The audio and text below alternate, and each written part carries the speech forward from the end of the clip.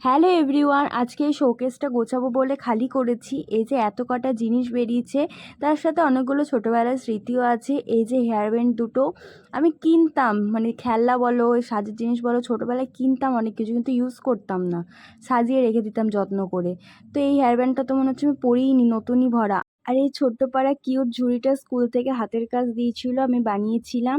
আর এগুলো হচ্ছে সব ছোটোবেলার পেন্সিল বক্স, ভেঙে গেছে তাও রেখে দিয়েছি।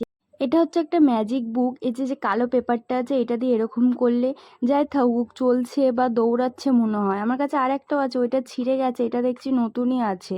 ছোটবেলায় পোলিও দিত না, এটা হচ্ছে তার কার্ড। তো আমার ওখান থেকেই নাম দিয়েছিল সমাপ্তি, তাই কার্ডটাতে সমাপ্তিই নাম দেয়া আছে। এটা হচ্ছে আমার জীবনের ফার্স্ট পার্স। আগেকার অনেক খেলনাও রাখা আছে, যেগুলো আমি কিনেছি কিন্তু খেলিনি, সাজিয়ে রেখে দিয়েছি। আমি কুরুশ দিয়েও অনেক কিছু বানিয়েছি, তো সেগুলো তোমাদের সাথে অন্য কোনো দিন শেয়ার করব। টাটা।